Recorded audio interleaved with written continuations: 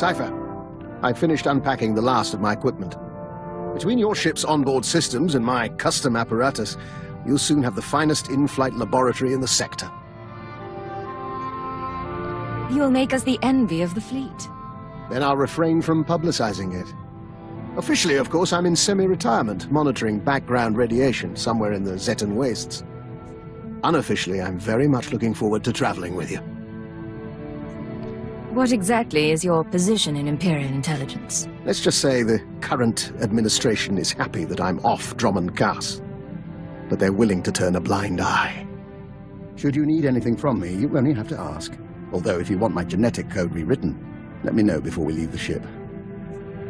Make sure I'm in the loop on your work. Otherwise, no immediate requests. Of course, this is going to be invigorating for both of us. Cypher, join us. Vector and I were just discussing Moff Letshara. We never met her, of course. Quite fortunate, that. But Vector did know her husband, a fine Dejaric player and a scribe of the Ilfmar Gambit. We apparently share the Doctor's taste in theatre. By all means, continue. I wouldn't want to take your time, but Master Vector, we should talk again. Of course, Doctor. Your crew members are delightful people. For instance, did you know Mistress Kaleo is fluent in Kalish profanities? A rare and admirable skill. I wonder how you manage them. Leadership is such a delicate thing. You sound like you've thought about this. I confess it had crossed my mind. A dead or alienated colleague is a resource lost, and in our business, it's a small step from being disliked to being blacklisted. I appreciate the benefit of your experience. And I appreciate your company. But I'm afraid I have to attend to my data analysis program. Another time, Cypher. My good friend, allow an old man some sentiment and join me for a reminiscence. Today is the 13th anniversary of the death of Cypher 1, of the finest agents I've ever worked with. I've never heard of a Cypher 12. They don't mention our predecessors much. Our history is fleeting, to say the least. Cypher 12 was one of the old guard from before the war. He cultivated allies on the fringes. By the time he received his Mandalorian brands, he'd also become verbally abusive in private, but he never cracked on the job. Always had a smile. Were you partners? I was technical advisor on several of his assignments, and we shared a taste in Mirialan cuisine. Eventually the odds caught up with him, and a Hapani royal assassin punctured his lungs. Inevitable, really. Are you aware how few ciphers survive past year 5? The odds aren't good for any of us. Quite so. I admire the line you walk between obedience and ingenuity. Unfortunately, your methods breed enemies. Be careful not to end up without recourse. There's some truth there, I'll admit. We'll see what happens. Friendly advice from one who knows. I've made it through a very long career by choosing my partners wisely. I've outlasted them all, and I intend to keep doing so. Cypher, I had the most delightful conversation with Master Vector. Did you... I'm getting a feed on my earpiece. One moment. I apologize. That's the 3rd time this week one of my security alarms has gone off. Where did you set up an alarm system? I monitor all my safe houses as a matter of course. I have a few dozen around the galaxy. A precaution, really. I haven't needed them in years. Usually when an alarm goes off, it means a child has come exploring, or a rat has slipped through the ventilation shafts. You're not going to double-check? Hardly worth the bother. I really should dismantle the safe houses altogether. But old habits die hard. Besides, I hold out hope that I'll need to go to ground someday in one last exciting adventure. Remind me not to underestimate you, Doctor. If we ever need a sanctuary...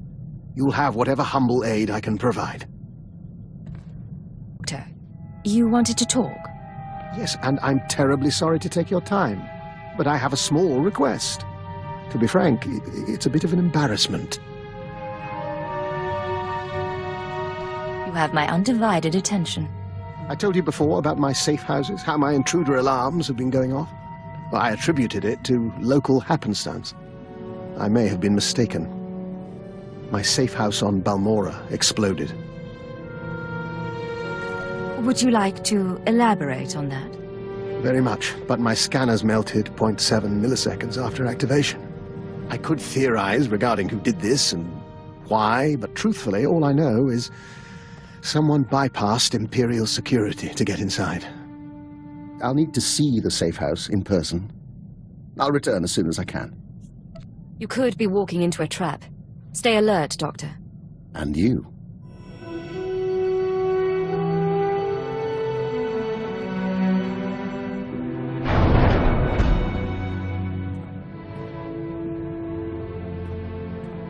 Well, I'm afraid the news is mixed.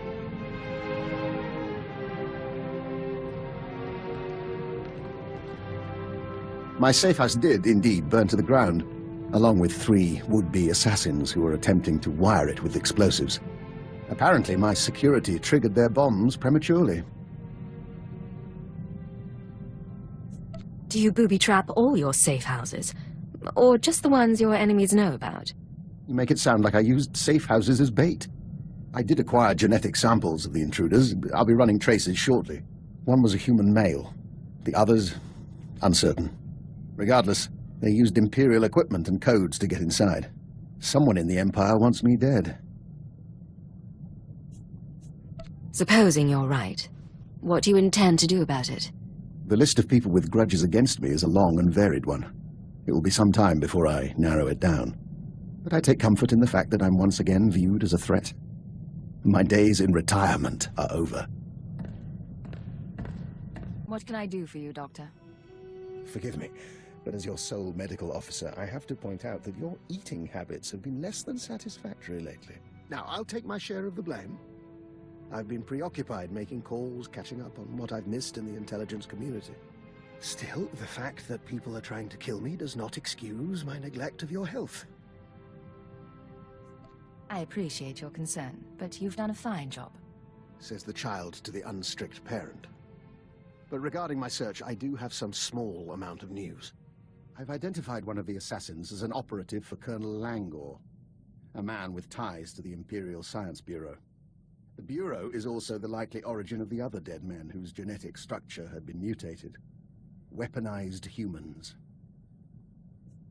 What do you mean, weaponized humans? What's the Science Bureau doing? Military research is the Bureau's purpose. Making humans stronger, faster, is one approach. Which reminds me, I'd like your permission to run some tests on Master Vector. I'm rather curious about a joiner's physiology, and Vector is keen to learn more about himself. If it won't cause harm, I don't have any objections.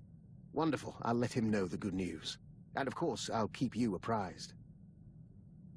Good friend, have you noticed that the price of Dianogan tea has risen considerably since we broke the Treaty of Coruscant? One of the costs of war you never anticipate. And now my jamming device is working, so we can dispense with the inanities. You're not usually this cautious. What's going on? Thanks to a now wealthy Kubaz information broker, I've identified the people who want me dead. They represent an organization called Project Protean, a secret research and development group inside the Imperial Science Bureau. You are good at this game. Give me the details. Protean researches practical applications of alien biology. You recall the genetically modified assassins who came after me? They're only the beginning. Imagine troops spliced with Abyssin genes to enhance healing, or adrenals derived from Gamorrean hormones. Most test subjects don't fare well, but you can see the potential. That sounds awfully like what you were doing on Taris. There's a great deal of interdepartmental rivalry in our work, and my research does overlap with theirs. They may have targeted me in order to ensure that they have no competition, inside or outside the Empire.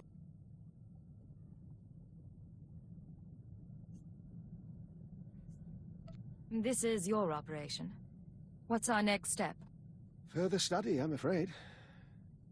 Right now, I'm unsure where the project is based or how to contact its members, but I wanted to keep you apprised. Now, about that Dianogan tea. A moment. Hour 36. Subject exhibiting low-grade fever and elevated N-cell counts. I will proceed to the second formula.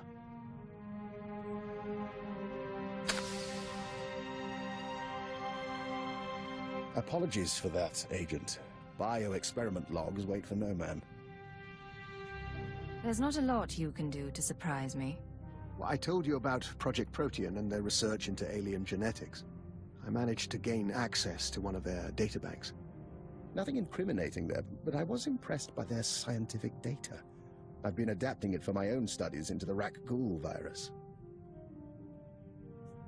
If you're running tests on yourself, you must be confident in the results. Sample assays can only tell one so much. I'm now in my second day incubating the modified virus. If it doesn't break down my cell structure entirely, I should emerge revivified. You become a stronger, faster man-eater. More important, the change itself will be less taxing. It's not unpleasant as is, but it leaves me with a tremendous headache. Now, if you'll excuse me, this fever is becoming distressing. Agent, you can bear witness. Dr. Lokin has agreed to hike Cars Falls with us if we visit the Cars City Opera. Vector's musical tastes are, frankly, unsophisticated. I'm only trying to help.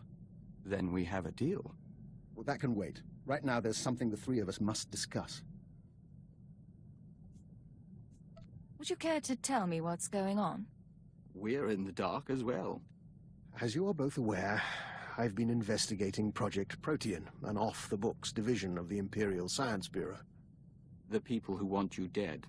Precisely. Their research is focused on human-alien genetic splicing.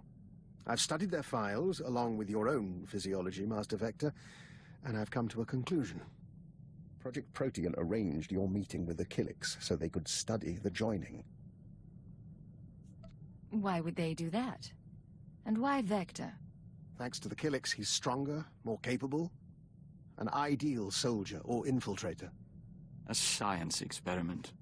For what it's worth, I don't believe it was personal. They wanted a test subject, and you were on Alderaan already. What do you think of all this? We think we are who we are. But we prefer not to be someone else's puppet. Understandable. They have files on the Killiks, ways to hurt joiners or to heal them. They may have altered Vector or simply observed him. I consider it our obligation to find Project Protean and end them, for Vector's sake as well as mine.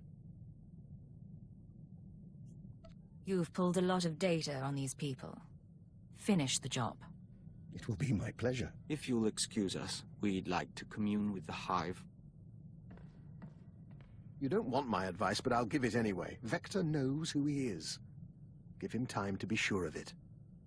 Agent, I've been continuing my research into Project Protean, the fine people who want me dead, and who are responsible for Vector's condition. I have the location of their headquarters. Give me the details, Doctor. Protean's main laboratory is on a planetoid in the subterral sector. Security is tight, but not impervious. I've arranged transportation for Vector and myself. He deserves to know the truth about his victimizers. Once you arrive at the laboratory, what's your goal? I plan to learn exactly why Protean tried to kill me and recover their data on Master Vector. The rest we can play by ear. I want that man back in one piece. Understood? Of course. We'll see you again when this is over.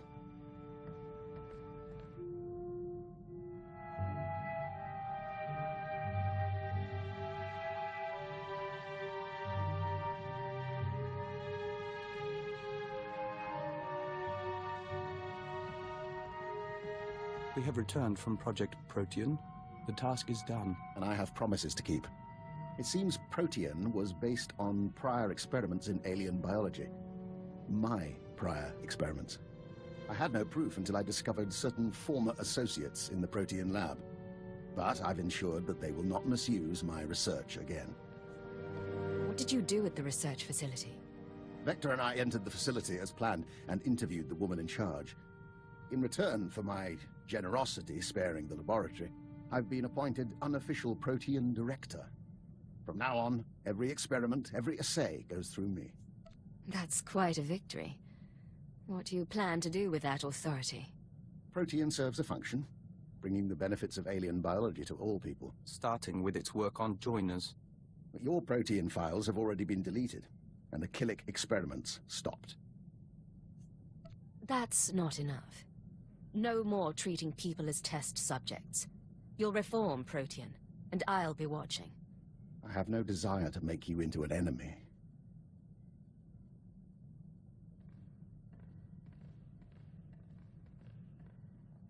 He offered to try and cure us. We refused, of course. We don't entirely understand him, but we don't blame him for Protean's work, or for our joining, whatever his part really was. You forgive him that easily? He means something to you. We don't think he likes people. We don't know why he tolerates us, but he does, and we're grateful.